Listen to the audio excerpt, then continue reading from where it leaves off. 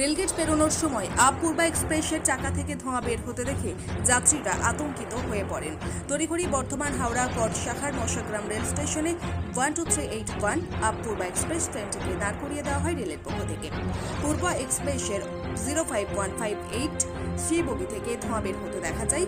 এমনিতেই শক্তিগড়ে local train লাইনচ্যুত হওয়ার জন্য বৃহস্পতিবার 1 মিনিটের জন্য পূর্বা এক্সপ্রেসকে স্টপেজ দেওয়া হয়, কিন্তু ধোঁয়া বের হওয়ায় আধ ঘন্টা দাঁড়িয়ে থাকে মশাগ্রাম স্টেশনে। ধোঁয়া নিয়ন্ত্রণে আসার পর বর্ধমানের উদ্দেশ্যে রওনা দেয় আপ পূর্বা এক্সপ্রেস। সকাল 9:28 পূর্বা থামে মশাগ্রাম স্টেশনে। তারপর আধ ঘন্টা পর অর্থাৎ 10টা নাগাদ পূর্বা এক্সপ্রেস রওনা দেয়। চাকার ব্রেক শু থেকে ধোঁয়া বের হওয়ায় বিপত্তি ঘটে বলে জানানো হয় রেলের পক্ষ থেকে।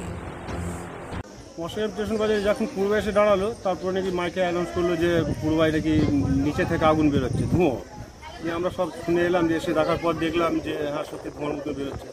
তারপরে রেলের আরপিএফ সব মেল থেকে যারা মেকানিক থাকে তারা এসে অনেকক্ষণ কী সব করার পর আধ ঘন্টা মতন, 35 ঘন্টা মতো সময় লেগেছে। যাওয়ার পর বললো বর্ধমানে আপাতত যাই, যাওয়ার পর এখানে যা হওয়ার।